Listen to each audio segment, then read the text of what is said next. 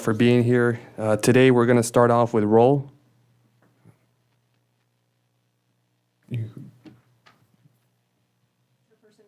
Here.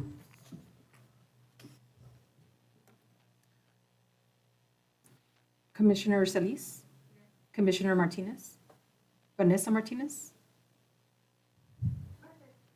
Commissioner Eric Martinez, Present.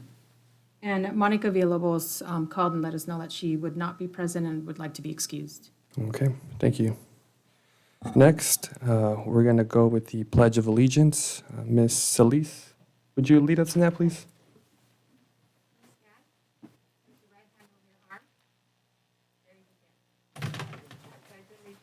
To the flag of the United States of America, and to the republic for which it stands, one nation, under God, indivisible, with liberty and justice for all. Thank you, Ms. Solis. Today, we don't have any public hearings.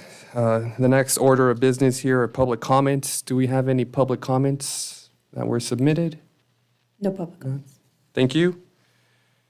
We have no items on the consent calendar nor on the agenda, but what we do have today, or did I skip over something? We do have a special presentation. Oh, there we go, yes. Sorry, it wasn't bold there. We do have a special presentation, the Pico Rivera parking analysis. So I guess we'll proceed with that. So we have members of Walker Consultants who have been working with the city for the past 2 years to do an analysis. The presentation tonight is similar to what was presented to the city council. And I'll let them come on up and introduce themselves. And if you have any questions, they're here. And if there's any questions on staff's behalf, please direct them to me. Otherwise, let them go ahead and begin.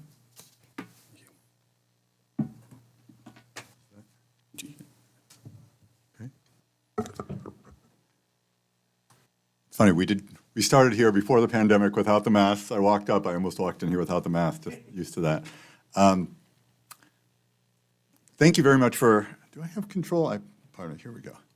Thank you, Mr. Chair, members of the Planning Commission, city staff, thank you for having us here. As was discussed, we began studying parking in response to an RFP that the city issued a couple of years ago. And we'll walk you through this, what the objectives were. We'll introduce ourselves, just so you know where we're coming from on this. The analysis was broken down into several phases and different methodologies, how we studied parking to get to where, the findings and recommendations came from, and then some of the options that we put out there for the city moving forward. So objectives, a parking analysis, really looking at this, I'd say overall in two ways. We analyzed your city code. As you know, it was planning commissioners, there's a parking requirement for just about every land use, although we found a number of your land uses did not have parking requirements, and we discussed with city staff to develop parking requirements for a number of land uses that were lacking them. At the same time, we looked at the street, at the curb, in your residential areas, in some of your commercial areas, and then in some of the commercial parking lots, sort of where the rubber meets the road to see, okay, you have parking requirements, there are actual conditions on the ground. We have to remember that a number of the buildings built here were built either before parking requirements or when parking requirements were different. So when we perform analyses like this, very often, somebody will point to a problem or a challenge with a commercial location or a multifamily location, and we have to remember, well, was that built to current parking requirements? That's something we need to keep in mind. But really, we looked at both, what's happening on the street, in the parking lots, and then in your code, and how to line all that up, and then come up with options moving forward. So as it says, phase one, we had an analysis and findings. Phase two, what do we do about that? Focused really on your code and whether changes were necessary. So briefly, Walker Consultants, my colleague Daniel Garcia and I are based here in Los Angeles. We do almost all our work in Los Angeles County. We do a lot of work for the county, cities throughout the county, Southern California, occasionally across the country because we have offices across the country. But Southern California and the LA area is a center of planning.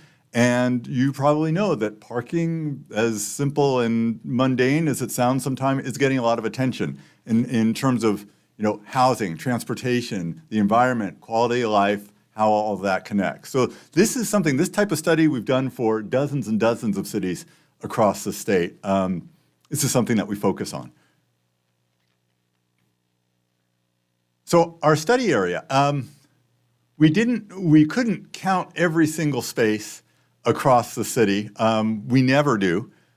We wanted, to get a good sampling across the city to be time and cost effective for you. But we looked at a variety of land uses, locations from, the north to the south. Obviously, you see that this is tilted so that we can get all those land uses in. On-street, off-street, industrial areas, single-family and multifamily areas, commercial areas, open space and parks. These locations were all looked at in consultation with city staff. Where were you hearing that there were issues in the city? And let's go out there and let's quantify what those issues really are. Very often, they are not what they seem. And it's just good to get a good quantification. So with that, again, I'm Stefan Turoff. I didn't even introduce myself. I'm Director of Planning for Southern California for Walker. One of our planners and consultants with whom I've worked closely for 7 years now, Daniel Garcia. We and several staff members work together, but he's going to talk a little bit more in detail about what we saw.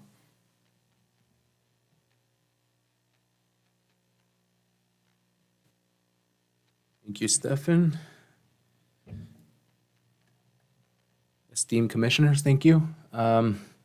So before I get into what we found in this study, there's a few things I want to mention at the top here to put these findings into context. The first being that when we went out and we conducted counts, we did it in 2019, so pre-pandemic.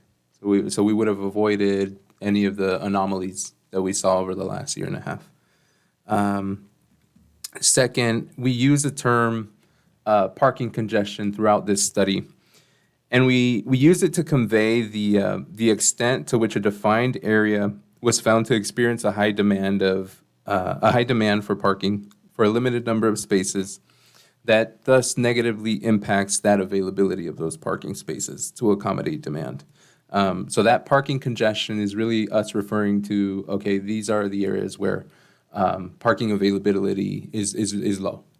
And then the third thing I wanted to mention, in our industry, there's a general threshold of 85%, which basically says, once you're above that, you're starting to get into parking issues, right? And below that, you're sort of fine. And so that's just something to know as we move forward with what we present here. So what's shown on the map are all the different areas that we studied. The areas that are in color, the yellow and the orange, had the more congested areas that we saw. Now, while we did see inconveniences throughout, and in these colored areas, maybe even some problems, I think it's important to note that they're very localized parking issues. And so dramatic changes across the board may not be all that helpful in addressing issues everywhere in the city. So for example, the yellow areas are single-family areas. I think it's Jardín up at the top, and the bottom was along Church Street. These were among the ones that had 40% or more of their block faces at 85% or more occupied. And a block face being, if we think of a conventional block, it's 4 sides. One block face is one of those sides. So that was sort of among the more significant findings within all of those. And then the orange areas, M and T, are the multifamily residential areas, which we also saw a lot of parking congestion on the street around apartments and multifamily. And then also a lot of activity around I think that's Riondo Park, the one with the O. Usually on weekends where there's youth leagues and all this stuff going on, and there's parking spreading into the neighborhoods, essentially. So that's sort of in a nutshell what we saw.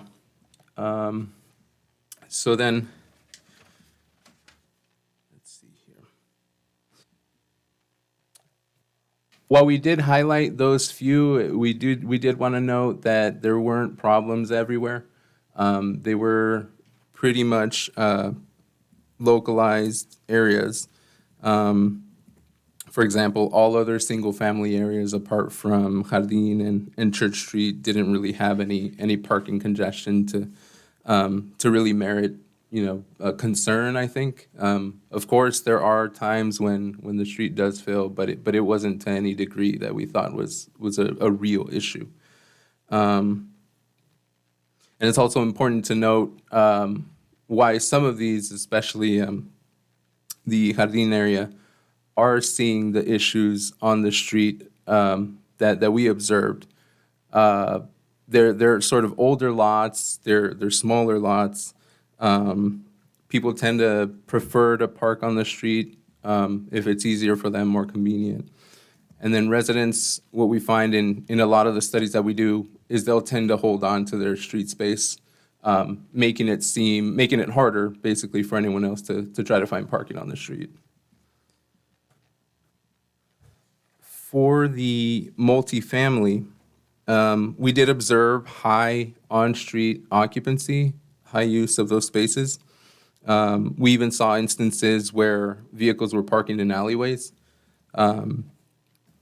But what we also found was that not all of the off-street parking was utilized. So we drove through a few of these areas, we drove through the alleyways, and in some of them we could see back into the carports and noticed that they weren't all in use. So while the street was full, some of those carports were empty. So they're not being fully utilized. And then we also saw that this is basically typical of what we find in multifamily in a lot of different areas. And then it's also, the impact on the street, it seems more harsh because of this practice of people trying to hold on to a space that's close to their apartment maybe, and they don't, let's say if we're roommates, I come home early, I reserve the spot on the street, then we swap. That sort of begets more of that behavior. And then, let's see,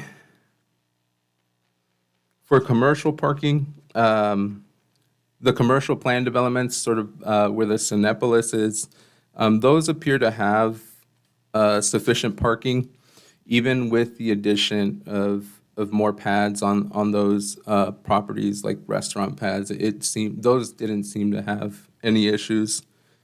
For older commercial areas, one area along Speedway and Durfee, those don't have any off-street parking of their own. And so some of the demand that those businesses generate, may be spilling over into residential streets. However, given the level of occupancy that we observed in those surrounding streets, it doesn't seem to have reached a critical point yet where, if I'm a resident coming home, I wouldn't be able to find a space. There seemed to be a lot of space still open, even if there were visitors of those businesses parking in residential streets. We also looked at the residential parking permit that the city runs and offers. We did find in the areas where these are implemented that they seem to be working. They seem to be basically, I don't know if constraining demand is the right word, but there's availability of parking where these zones are set up. Which indicates to us that they're working. An opportunity for that may be around these parks with the youth leagues that may experience some of that spillover on weekends. Let's see. So then, sort of some of the options that we looked at moving forward is I think we would want to, if there was a consideration for increasing the parking requirements, I think we would want to proceed with caution. Requiring more parking across the city is generally not the solution, and can have unintended consequences. We observed high levels of parking demand in certain areas at certain times, but not everywhere. And so a blanket solution to increase parking requirements might not necessarily work.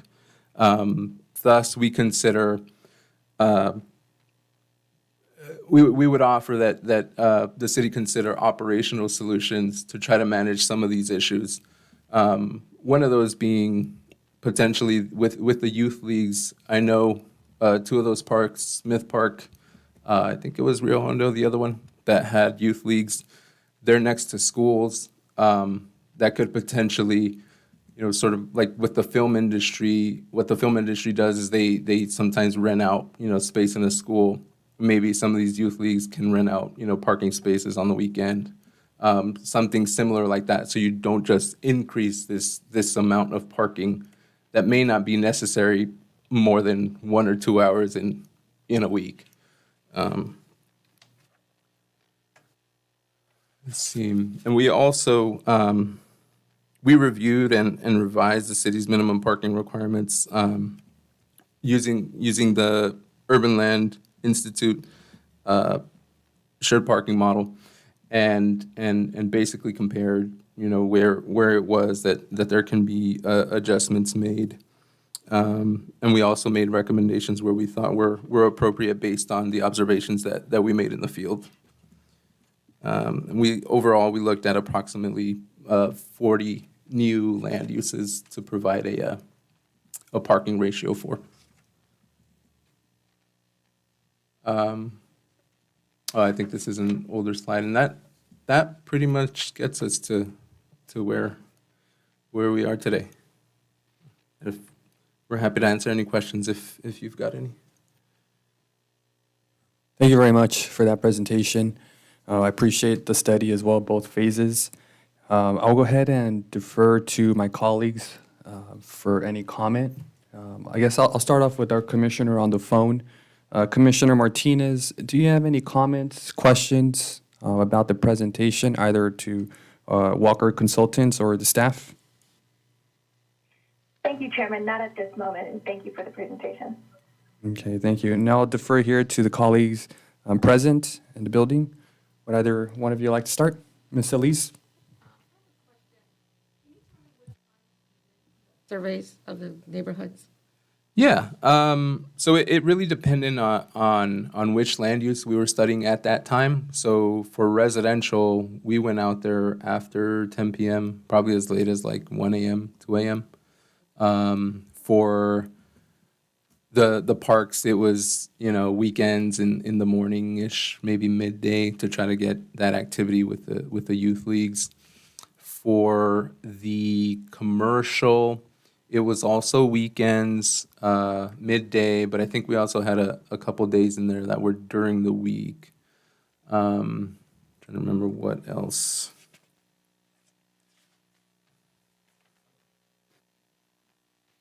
I was just going to add that, right, I mean, each land use, and we have our models, like Daniel was saying, peaks at a different time, kids' sports, weekends, early-ish.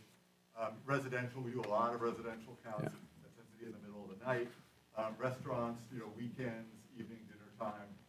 Commercial, I don't have it off the top of my head, but if you have like Ross stores and Walmart's, Targets, that typically peaks, I think it's mid-late afternoon on weekend.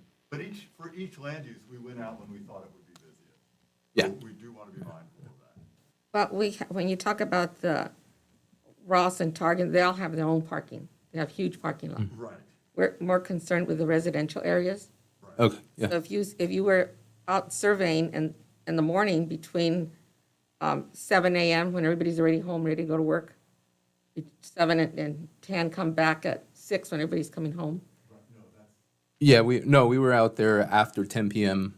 and as late as like 1 a.m. probably. Because the parks, the league's playing, well, they haven't played for a year and a half. Yeah, I mean, all of this we collected well before Well before. the pandemic, yeah. It was in 2019 that we were out there. Because what you're mentioning a lot is mostly the north end. Because we have a lot of very narrow streets, that get very congested. Extremely congested at night. I mean, people can't own their homes, can't park. You have to park on the main street and walk in because Okay. it's so congested. So that question was, like, what time did you do it? So you did mostly afternoon and some at 1 o'clock in the morning. Well, it depends on what we're looking at. So if we're looking at strictly the residents, the single family, the multifamily, that was at night when we assumed that everyone was already parked at home. Thank you. Yeah, of course. Okay. Is that all? Yes, thank you. Okay. Mr. Martinez? Hi. So first of all, I just want to say thank you for conducting the study. I thought both phases of the memorandum were very thorough and easy to follow, so I really appreciate that. I had two questions. So with the nature of the pandemic and the way it kind of shifted, people working at home, people utilizing open space a lot more, I guess my first question is, I noticed the survey or the study was conducted in 2019. Has anybody from Walker Consultants come and, surveyed the same areas during the pandemic? And have you noticed any anomalies like, congestion in residential neighborhoods occurring more in the day with people staying home or at the parks during the weekdays? With people utilizing open spaces, have you seen like transitions and peaks at all? Sure. So not specifically, I don't think we came back to Pico Rivera specifically, but we have done studies throughout the pandemic, throughout the last year and a half. And we did see that, with people working from home, you sort of get that peak activity that we would expect at night. It was prolonged during the day. And so that was really what sort of stuck out of this whole last year and a half is you're not just seeing the parking issues at night, if there are any, they're during the day as well. Yeah. Anything else? Yeah, I mean, we did not come back and study the areas again. I think we've gone through here, we spent time here, take a snapshot, but just like what Daniel said, people, whether they're working from home, unfortunately, whether they're not working, there are a lot more people staying home. And the conditions, the big problem with residential typically is coming home and not finding a space at night. Typically, and again, we have our models, it's something like 40-50% of that during the day. When people are home from the pandemic, it was longer, it was more severe. Retail, of course, demand was less. Restaurant demand was less. Awesome. I think that was, we're working for a number of cities and developments right now for the past year, and they say, tell us about our numbers, and it's really difficult. Fortunately, in this case, everything was pre-pandemic. But things are shifting a little bit, but I think materially, no. And the timing, maybe, like Daniel said, to some extent. But we are expecting things to basically, I think in some respects we've seen peak parking, 2019, and things will shift a little bit, but not a wholesale change is what we're. Okay, thank you. Yeah, thank you. Mike, I have a question. So I understand this is just a presentation. However, are we able to provide the city, like I'm assuming it's going to go back to city council? Can we provide some recommendations or just or some highlights for them to look into as they review the study or, vote on it as well? Absolutely. The purpose of tonight's meeting is not only to see if any members of the public wanted to submit comments to us, but also anything from planning commission, so. Okay, thank you. And so, with that in mind, I think it was maybe February or December, I don't know, it was 2019 or February 2020, but I know we had the city conducted an outreach meeting at Smith Park. We had a few people come over, and I'm sure people are still interested in this subject. Parking is scarce, by that, I think with that knowledge, we know that it falls to the economy, right? If there's only a certain amount of supply, then the demand might be high, and vice versa. And, we know it's a finite resource here. We can't really build more parking, but, we can't, and I think that's one thing that this addressed, right? Like, there's an issue here is managing street parking. As neighbors, as a city, as a business, we do have to work together to manage it. I've heard it here before on the dais, right? A lot of people have their two best friends, Mr. Brown and Mr. Blue. Sometimes Mr. Green comes along, and they stay out in the streets. I'm referring to the trash cans. So they stay out in the streets, and they're there for 3 days, 4 days, and, it just becomes a cycle. And so that's just one habit that some people get into, but, we do have to find ways to utilize the land that we have, such as our carports, such as our garages, and also dealing with the reality that a lot of people are at home. A lot of people, now it's like multi-generational housing. It's not just one generation of families. Now it's the son. Sometimes it could be the grandson, granddaughter, whatever. But, that's the reality that we're living in, and we have to find ways to manage it. One thing that I did want to learn more about is about this incentivizing people to use their carports. I understand, there are measures such as the beach clean or the Belmont shore cleanup. I looked into it. It looked like a fantastic idea. But what else can we do? I mean, that's just a one-time thing, one-day event, and hopefully there are some results. But how do we get people to practice using your personal property to park on, or your carports, excuse me, to use for parking? How do we make that a habit? Well, I'll provide some input, and then I'll let Stefan if he's got anything. Besides just looking at what we observed in the street, we also looked at what's the city of Pico Rivera doing well. I think one thing that we learned is that that inoperable vehicle program is one thing that works pretty well to try to make availability on the street. The residential parking permit districts, I think, are pretty good. Now with some tweaks, here's where I think where we can try to potentially get people to use their carports more. I like the sort of Pasadena model. What they do is, so say, for example, your house has 2 off-street parking spaces, right? And you own 3 cars. You're registered 3 cars to that address. What they do is they'll offer you the opportunity to buy a permit to park on the street, but you have to show that you're using your off-street parking first. So you're only going to get a permit for 1 car because you have 2 spaces off the street you can use. You can't use it for storing, things in your garage, or, you use them for parking, and then you can get your permit to park on the street for that extra 3rd car. Any?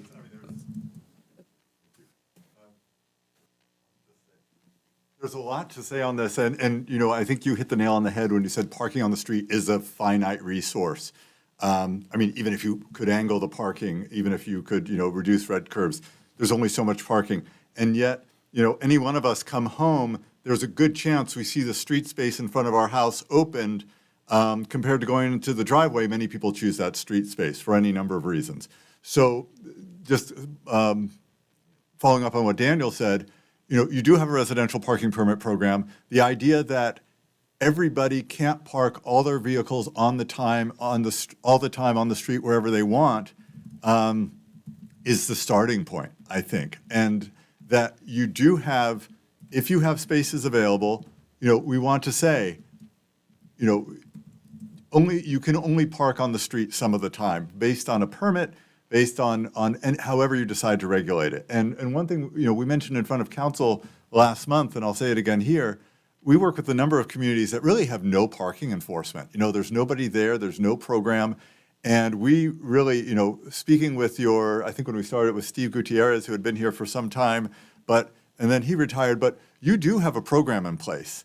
And we found that it's most productive, while it's tempting to go out and require more parking of a land use when we notice a problem, that to say, okay, in this location, we want to have a permit program. We want to have everybody have a chance for parking, but those who have carport spaces, really make good use of them. and don't make it a free-for-all, on the street. So, Commissioner Solis, you mentioned, these narrow, older neighborhoods. It's a problem, throughout the region. Very often, like you said, multi-generational families. People just generally have more cars than they used to. And yet there's only so much street space. So, we can change parking requirements. That's not going to change the older neighborhoods, whatever land use they are, but especially single family. So we want to allocate the finite resource and, similar to how Daniel was saying in Pasadena or whatever, say, okay, you get a certain number of permits, but it's not a free-for-all. You can't leave the car there for days on end. Make use, you also have spaces off the street. Don't make it the default to park on the street. Make sure that, some of your cars are parked. Park on the street when you need to, not only when you want to, or if it's just convenient, or if Mr. Blue, Mr. Brown, Mr. Green are taking up the spaces to hold that. Because when we get a little bit of a shortage, we get hoarding. And when we get hoarding, then it makes the problem that much worse. So this really is, it's not always popular, but it's a very effective way of doing this, is to manage the street while you're looking at parking requirements. But parking requirements by themselves, very often, again, we'll see large multifamily units or developments, and we'll go into the garages. We'll see plenty of spaces aren't used because people want to park on the street near their unit or not have to open the door and close the door. So we do want to allocate spaces on the street, ideally through some kind of permit enforcement when it's really an issue. But only when it's really an issue, because as Daniel said, it's not an issue all over the city, but we know that in some places it is. That's a long-winded explanation, but A lot of information, but thank you. I appreciate the response. Thank you. Mike, I have a question. Do we, the city, I know there's four parking districts? Yes, there's 5 different areas. Now, are they all under the same rules? They are. There are Okay. different times and different ways that they do it. And so it varies from area to area, but none of them are 24/7. That's another way. I live in Santa Ana. If you have a parking district in your neighborhood, I have one in my neighborhood, you cannot park overnight unless you have the parking decal. And for example, my house only has a room for a 2-car garage, and it's got the 2 parking spaces in the driveway. You only get 2 parking permits for that, for my house, if I wanted to purchase them. That's a way to get people to clear out their garage and utilize it for additional. I don't have the need, so I don't have a. And the other thing is, I think our fee is $33. I think in Santa Ana it's $50 per decal per year. So there's ways that we could increase and make it a little more difficult for people to really think about whether they really need it. Right now, we have no limit on the number of parking permits that you can acquire from the city. So, Is it possible to have different districts, like say parking district 1, parking district 2, with different rules, with fees? Like 100 feet also, I think it's 100 feet radius. Can you have that also? Maybe make it smaller to 25% or 25%, 25 feet, whatever it is, to make sure we're concentrated in the area that's impacted, not, we're not capturing just people, who aren't living in that impact zone. We can do that. and that's how we do it. We go to those residents, we do an assessment through our parking staff, and then we go to the residents in the area that we think are the most impacted, and we work with them. And they basically let us know that, yes, we do want a parking district. Most of them are surrounding multifamily properties, and it's the multifamily properties that are spilling into the single-family neighborhoods. In the Hardin neighborhood, I believe we had tried in the past, and it was not something the residents wanted in that area. In Santa Ana, it's similar. We actually will go stop sign to stop sign. So sometimes on my street where I live, there are three different stop signs. So like 12 houses get to decide whether they want a parking district in that area. And then in my area, there was 10 houses. So it was interesting the way we did it. And what he did is because of the 2 multifamily home developments that are a half mile away in either direction, they eventually spilled over a 10-year period, spilled into our neighborhood. so that every street started doing parking districts. So there are different ways that we can go. We will definitely continue to work with them. I think the easiest one for me, and when I tell people this, they normally, get a little nervous about it. I really like the 24-hour parking district. It really cuts down on people who have 5 cars and there's 2 drivers at home. But I don't know that we're there yet in Pico Rivera. We could also look at doing things with the street sweeping. We can lengthen the time period for street sweeping days that people cannot park on the street, regardless of whether they have a parking decal. There's different ways that you can get people. For example, before we had a parking district, I had my RV out on the street for 6 months. We pulled it out of a yard where we were paying like $100 a month. My dad and my brother, we shared that mobile home. They basically said, we can't keep paying this. I said, well, let's work on selling it. In the meantime, I'll put it on my street. We moved it every 72 hours that we wouldn't get a ticket, and definitely on street sweeping days. In Santa Ana, you can't park there from 11:30 to 3 o'clock on street sweeping days. So my wife would have to drive that RV to pick up the kids at school. When she would go shopping, she'd park at the back end of the shopping center and walk in to do her grocery shopping. And trust me, we sold that RV a lot quicker than if we didn't have the restrictions in Santa Ana that we do in certain areas. So there's lots of different ways we can probably tweak it to get a more compliance. Another thing people have done in congested neighborhoods is the city will go in and they'll put the little parking delimiters on the street so that people know I've got to park in these 2 spots. Because what people will do when they're hoarding parking, they'll park between the 2 spots so nobody can park behind them, nobody can park in front of them. And they're basically taking up the 2 spots so that when their family comes home, they move forward and then they reserve it. But if you put the little hash mark showing this is where a car can fit, then if they park over that line, then we can, with our parking enforcement, get them for parking outside of the area that they're supposed to park. So there are a few different ways that we could go to try to clamp down on it. Sometimes it doesn't work because sometimes you can fit 2 smaller cars in an area where legally you should only have, you're not legally, but where you would fit in a standard, you would fit 1 car. And so that when you get to that situation where 2 smaller cars can perfectly well fit, they're not blocking any driveway aprons or approaches. When you get a little more strict about, I think they're about 20-foot long parking stalls, that's where it gets a little difficult in some neighborhoods like the Jardín. We have where you might not, you could probably fit 2 cars in there. So there are a lot of different ways we might be able to go. We do have to change an ordinance on the parking, because cars are allowed to park all the way up to the apron where it dips. They can park right to that spot before it goes down. So if somebody parks on both sides, you can't get out. You cannot get a citation either. That happened to my neighbors. Code enforcement came out, called the city and said, they don't have an ordinance. You have to change that. So you can park all the way as long as you're not on the dip part. So that's something that has to change. If they're going to start doing that, people are going to be blocked in their driveways. Yeah. Then how do we enforce the 24-hour, the permit, no parking overnight? Who enforces that? Because we're not going to have our parking enforcement out there in the middle of the night.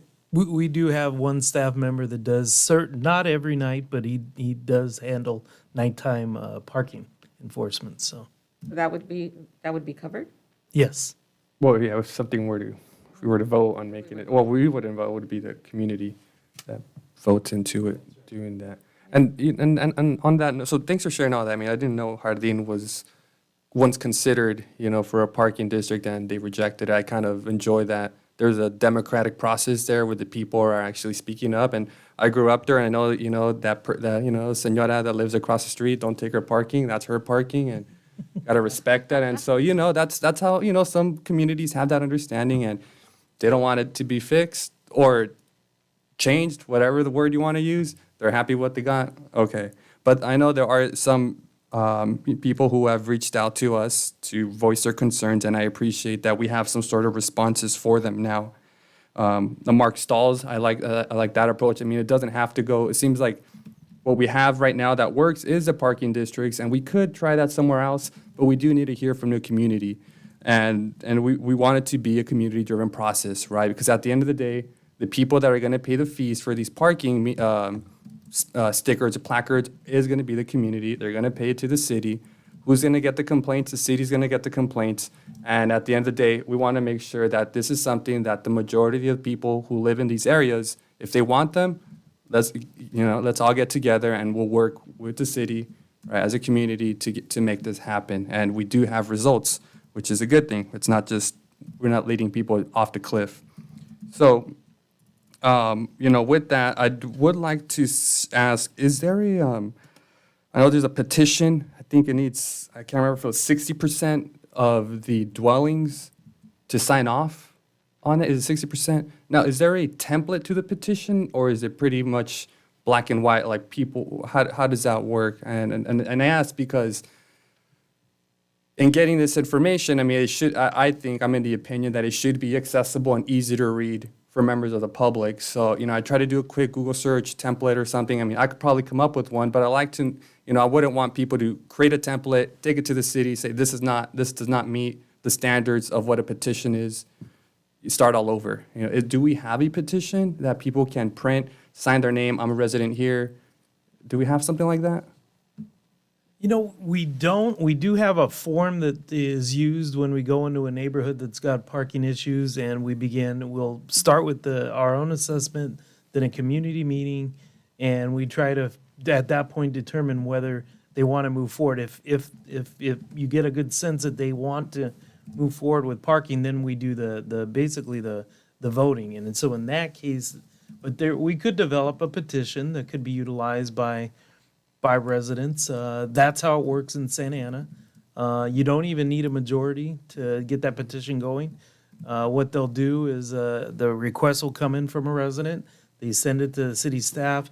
They mail it out to the people in that block, as I was mentioning, from street sign to street sign. And they have to get a majority of the residents to sign up. I know because my wife didn't want it, and my neighbor came up to me and told me my wife fills out the form and turns it in that she didn't want a parking district. So I found out, I said, well, the next time you move forward with this, Connie, let me know, and I will fill it out for you because I wanted a parking district. So,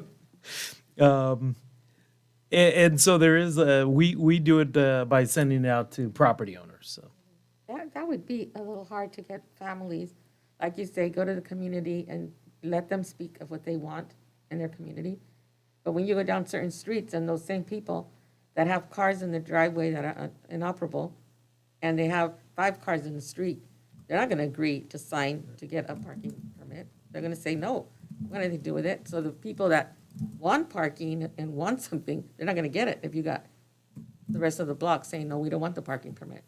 So we got to I like what you're saying, because I was kind of thinking about that, not at your level, but, there are, right, in reading this, I learned this 85% threshold, what is it, block face percentage, occupancy, right? So if 85, please correct me if I'm wrong, I'm obviously not an expert, you guys are, but 85%, if 85% of a block is filled with parking, then we've met a threshold where it's like now we're in a situation where something probably has to get done, right?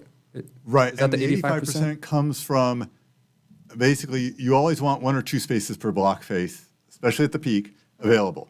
So that you want somebody who's driving in to have the space available. Sometimes, typically when we get complaints, there's more availability than that. But the idea is just, all you need is a few spaces to park the last few people. So that's where the 85% comes from. Mm-hmm. And so one of my thoughts was, if we have a neighborhood, right, where there's nothing, it's plain, it's not a parking district, it's just normal neighborhood, the only restriction is street sweeping. If we have a neighborhood where 85%, we've met that threshold, you know, and a community member say, you know, it's like you're saying, they want to get that petition going, but that neighbor that has X amount of cars is not going to sign off on it because it benefits him or her, and that person's never going to get there, well, then I think there should be some sort of trigger point where if 85% of parking is met, it should trigger either the planning commission or the city council to start looking at possible actions to address that. Because I think you're right. There's some occasions where people are not going to sign off on this because it benefits them. And it can, and vice versa. It could also be intimidating to go up to someone who maybe is a problem neighbor, right? And you know that by talking to them, something, you might be putting your life at risk, or something could happen that is not positive.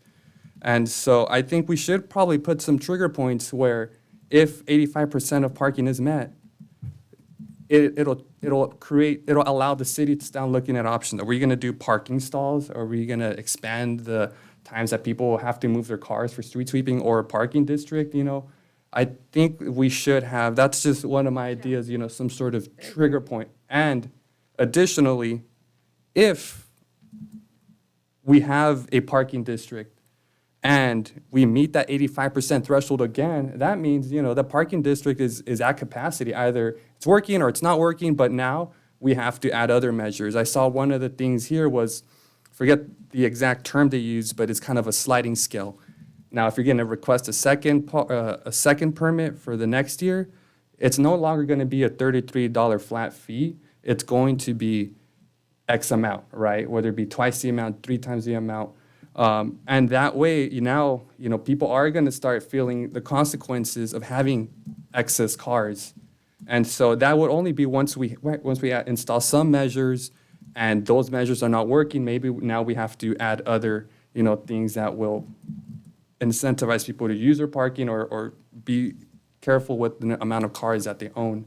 So just, some things I was thinking about, like, because I'm also, I know this is not the right, we're not talking about this item right now, but I'm thinking about the Ed Rodell project. What if now we have spillover and now we're going to deal with something there? We should be looking at these things because maybe we're not going to change the requirements for parking, right? It's something that was said here was that the market should maybe determine that. Now, does that mean that it's at the expense of our residents? No, right? We should have, again, some trigger points where either, people have power, but the city also has a responsibility to manage the streets. So those are my thoughts. I don't know if that made sense. No. Yeah. Very well, thank you. Yeah, thank you. So if I can summarize to see if these are good recommendations from you all.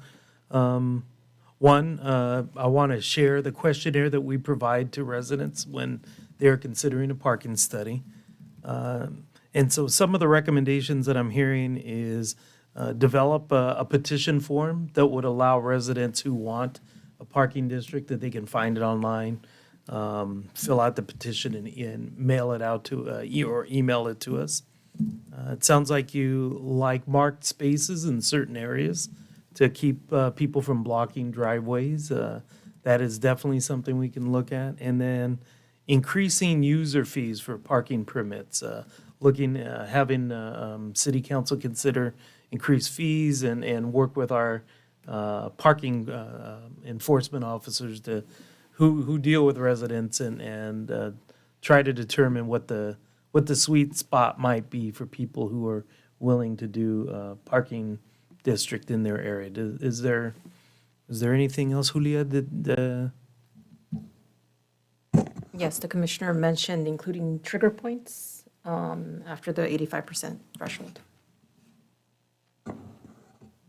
Now, one of the things I will tell you, there was Rio Vista, the park that has the school and the youth sports. I talked to staff about that from parking enforcement. They said there are some impacts during pickup and drop off for the school and during youth activity, but outside of that they don't have a lot of issues in the surrounding area. The one area that was included here, Burke Street. So Burke Street between Rosemead all the way over to Passons, you've got some parking congestion. That's where we have the highest concentration of multifamily housing. there's very little single-family homes along that stretch of Burke Street.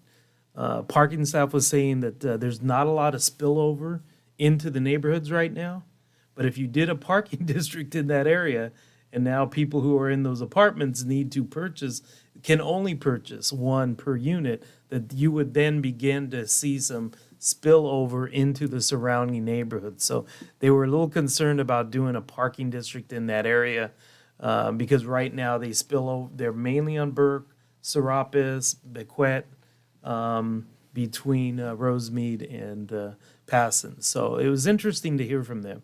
Don't they spill over into the market? They do. They spill over into the CVS, El Super parking area. They could be towed if that shopping developer and property owner felt that it was a problem. But right now, it hasn't really caused any issues for them that we're aware of. And we are in contact with them frequently. There is some parking in the library that's right there at that northeast corner of Serapis and Burke. And those are most of them, though, are parking on the street and they're making it work. But the marked spaces might be a way that you do something there so that there aren't any driveways being blocked. And it just helps create an orderly parking situation for that area. Our parking enforcement officers felt that the marked spaces, street spaces might be a good way to go for certain areas. The Hardin neighborhood, that's going to be a difficult one, I would think, but definitely something that, depending on how we look at increased fees, maybe some stretches of certain streets on Ivy, some of the other streets, you may want to do some marked spaces in certain areas to make sure driveways aren't blocked. And then developing a petition that we could send out to folks to figure out, if they're interested in it, because we're already at the trigger point there with a parking situation. So been there on weekends, and there aren't any bad. It's not that bad on weekends. We did our census, get out the word. We went with firefighters and police officers after school on a weekend, on a Saturday morning, and I was surprised at the lack of parking congestion after later in the afternoon, like around 3:00, and then on a weekend, I thought, well, let me see what it looks like on a Saturday. So I was surprised that the Hardin neighborhood didn't have major issues, and I think that's what it is. I think right now the residents might feel okay with walking a quarter mile to get to their house, as long as they feel that they can comfortably park and walk. But maybe with the petition, we'll get a different response from folks, and then, they have it available to them. I think these are all good recommendations to move forward to council just for their consideration. It's coming up on October 26th, so. Okay. Well, thanks for sharing. And, a couple other things. Sorry if I'm taking up too much time, but I'm really passionate about this, as you can tell by my smile. But I think, part of the report here, we pay, well, I got my covers. You're fine. Part of this, this is, the city invested a lot of money in this study. It's a study well done. So I think we need to take advantage of this opportunity here.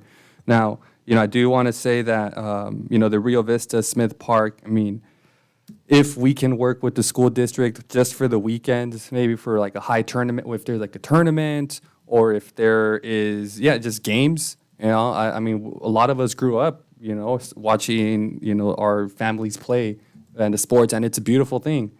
And it's great for students and their health. But at the same time, if we have an option and the opportunity to not impede so much on the neighbors, then we should try to explore that. There does come a price with living next to a park. There are pros and cons, but when it comes to the weekend games and you can't even step out to get coffee because your parking spot's going to be taken, maybe we should start considering action there as a city.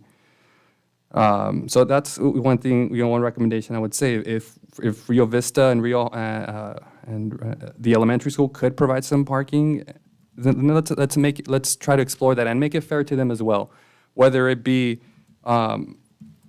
if the organization has to increase fees by $5 to the players, and those $5 are going to go to the schools to manage for their management costs of overseeing or of allowing people to park. And, let's make that fair. Let's make sure that they get those $5, per person. And that way, the city isn't paying money out of their own pocket to address it. It's coming from the people who are using it, the players, and their families. So I think that's one thing we can do there. And I would like to, also recommend to council that we should do a cleanup car day, but let's not do the annual bulky item pickup. Let's be intentional about it. Maybe it's not going to create a habit where people are going to use their garages to park, but maybe it will for some residents. And I think if we can help people clean their clutter, then we should explore it. I mean, and even I would like to ask a question after this, how the inoperable vehicle program works. But if we got to call 1-800, 7 or 1-877 Cars for Kids, let's see if they're open to coming and picking up some cars that people are no longer using, and, win-win. So, those are, I think, things we should, if we're going to do a one of these garage cleanups, let's be intentional about it. Let's make sure it's on a profile and say, this is the goal. And I hope that, so that's the goal, right? Cleaning our garages out to increase and hopefully incentivize people to use that space. And kind of to put a lot of what I've been saying in closing is, I think we should put all these items in one dedicated webpage. I found some of this info on our website through looking at FAQs, archived info, and so I think we should have one dedicated page that lists the parking districts, that lists how to get a parking district. And the fees associated, right? We want to be transparent about all this. And the other thing would be including the latest action that the city is taking, right? Such as, investing in a consultant to make sure that we have a cohesive study in terms of what pros and cons we have in the city with parking, so that the public is aware, of what we're looking at, what we're considering, and that, we are looking at data, we are going out there at night, or we're paying people to go out there at night and make sure that they're doing a good job and understanding what the problem is. So I think we should have, a resources page. And if we are going to do this cleanup day and post it on a profile, I hope we can also link, to find out more about parking, check out what we've done as a city. And again, highlight that we are listening to people, we are taking action on this. And, at the end of the day, it takes power from people and the responsibility of the city to make sure, we have some safe neighborhoods and some parking. I think that's, Chairman Estrada, yeah, do I have the floor to have one question? go ahead. I know this isn't part of the case study, and it might be a question for staff. Is there any consideration to implement some sort of guidelines allowing a resident to apply to have the city paint a handicap stall in front of their house? So, Commissioner Martinez, we do not currently allow that.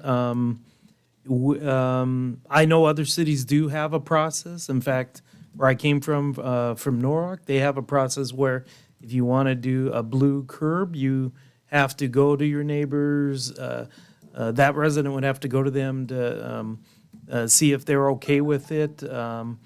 They have to not have any code enforcement issues on their property. So they developed a little process in Norwalk. It's something we do not have here.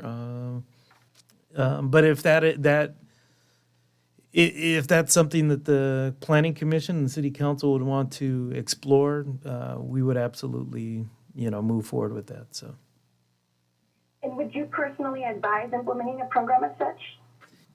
I have mixed feelings about that because it wouldn't just be for the resident that might actually need it in front of their house. I tried to do something like this in East LA for my grandparents, and the city did not want to even entertain it. So, what they basically said is there's no way that we can guarantee that your grandparents are going to be able to park there. And it's a very congested neighborhood off of Atlantic and Beverly Boulevard.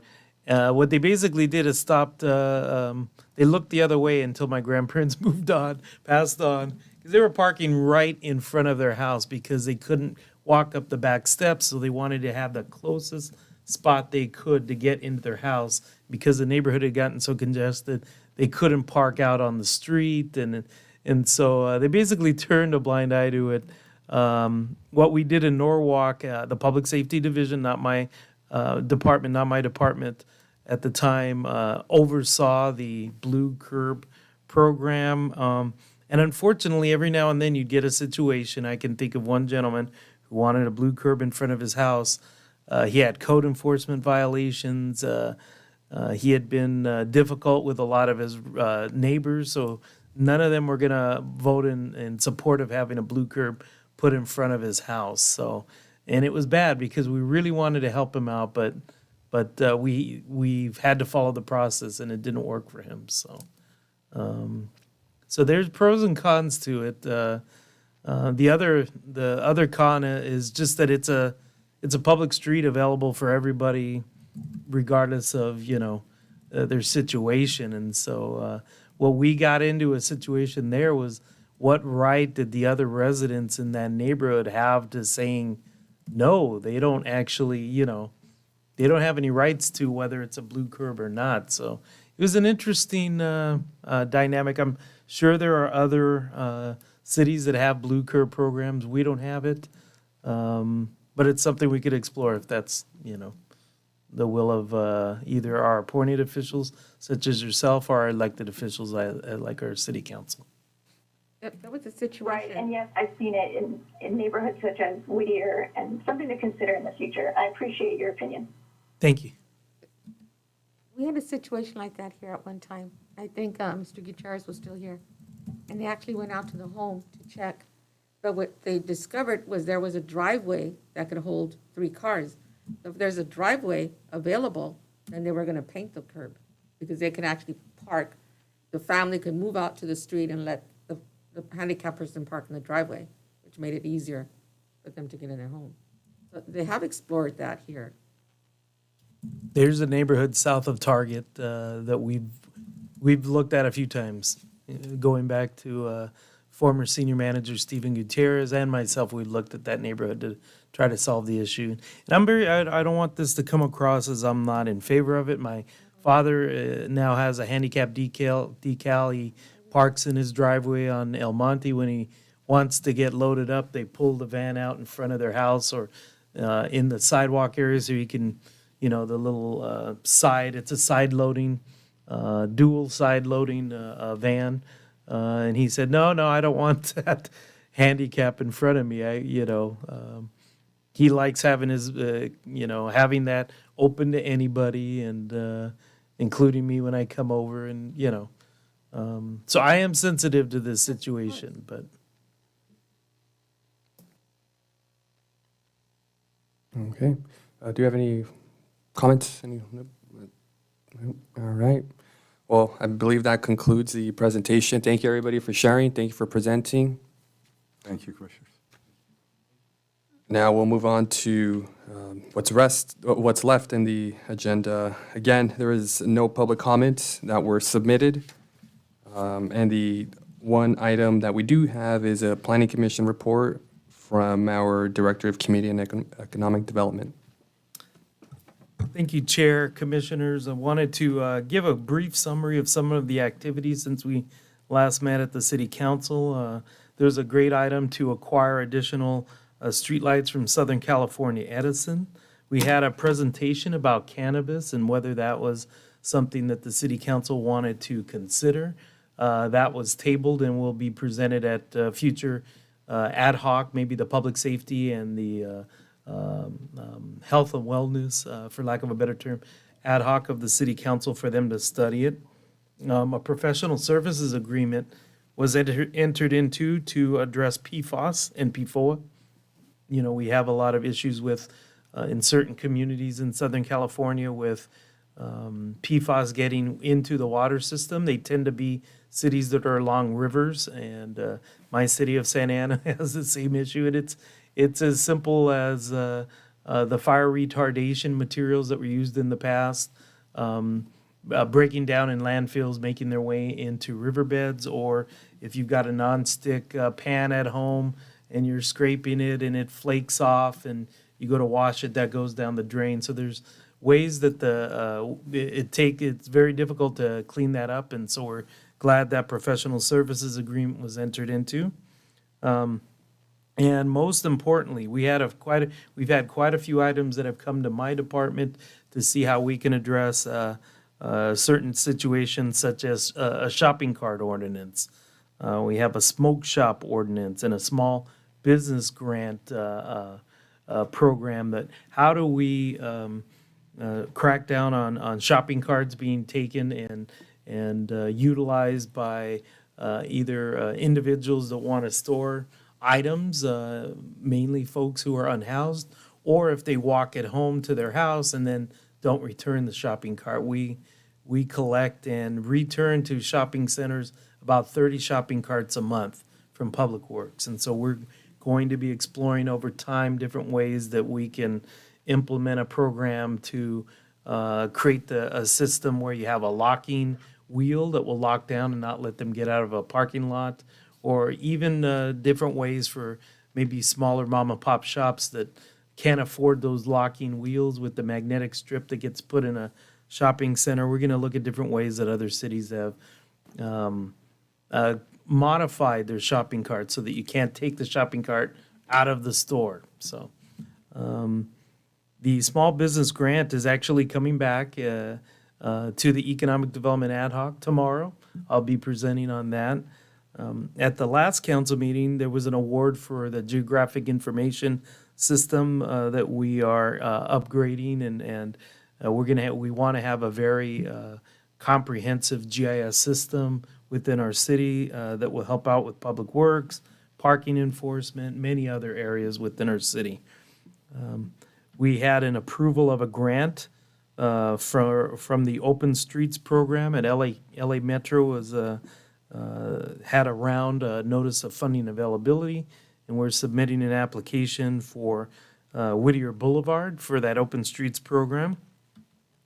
We also had, again, from our department, a vacant lot ordinance and an urgency ordinance for car washes. So we have some vacant lots, about 43 in the last count, vacant lots throughout the city. We wanted to lay down some ground rules for how they're going to screen and keep the property from becoming an attractive nuisance or a property that would invite children to put themselves in a dangerous situation. I think that's a technical term for attractive nuisance.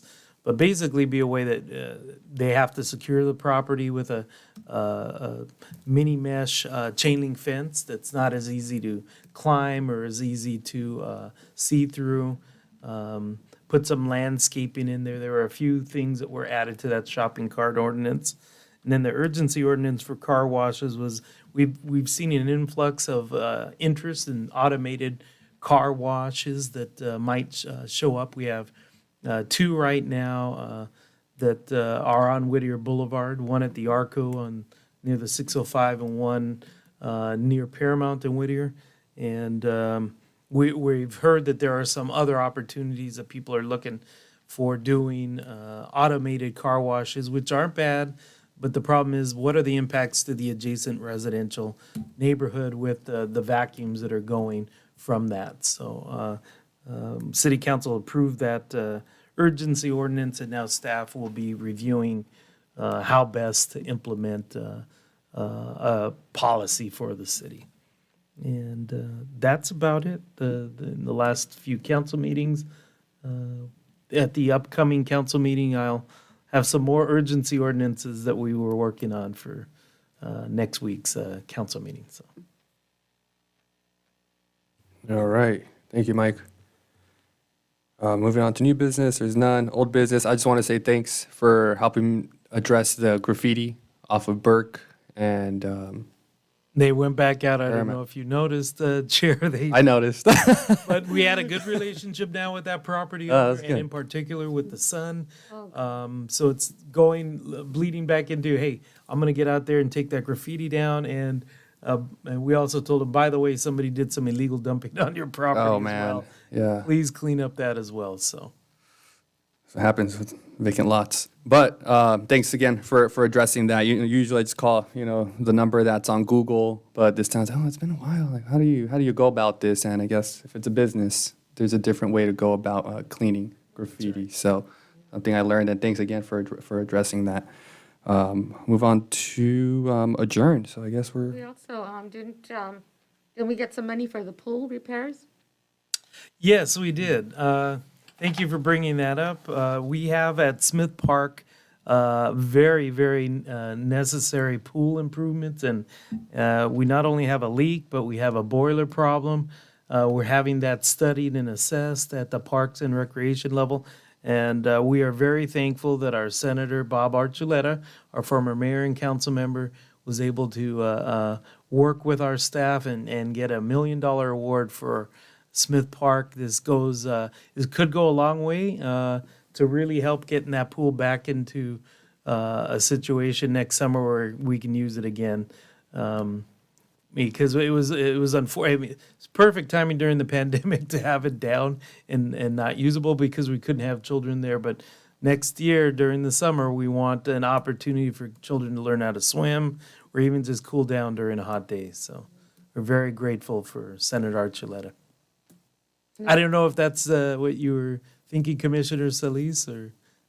No. Oh, thank you. Oh, okay. Wanted to make sure our planning commissioners knew that the senator secured that for the state budget. But, people complain about our pool in Pico Rivera, but then when you go to La Mirada Splash, the big water slides they have over there in La Mirada, behind Regional Park. I don't know, is that a city? No, yes, La Mirada. No, I know Lamarada. Is that a city pool? Like a Yeah, their splash? pool. Oh, okay. And they're having the same problems over there. So it's just, so they've been so long in the planning and things just happen. I mean, it's a horrible thing that happened to our city, but it's happening other places too. Yeah. But it's No, good when definitely. we have someone from here that can advocate for us and get us money. Yeah, I agree. Oh, can I bring in whole business? When I was talking about the parking, the ordinance that we don't have here in Pico Rivera to allow cars to park up, they don't get cited if they block. It's the apron that comes down, right? What's the two sides before it dips? The wings. Yeah, we don't have an ordinance that says you can't park up to that. And I found that out from code enforcement because the neighbor had called, because the neighbor had parked right, blocked it, and the other one, car, she couldn't get out. So when she called ordinance discreetly, the young lady says, the city doesn't have an ordinance for that, so we can't cite them. I said, you seriously don't? So when I called, they said, no, we don't. So maybe the council could look into that. Because if they park that deep in, cars now are made bigger, maybe from 1950, 60, the cars were smaller. I think they were bigger, weren't they? Oh, you don't remember, you weren't here. But, it's difficult for people to park, and then I live on Burma, tiny, narrow street. So when they park like that, no one can get out. I think the council can maybe look into that and change that ordinance and allow, but they're not allowed to park that way, because right now we don't have it, so they can block in cars. You can just appeal to their good nature, please move your car. Okay, that's it for us. All right. Thank you. All right. I think that's it. We'll adjourn. Thank you.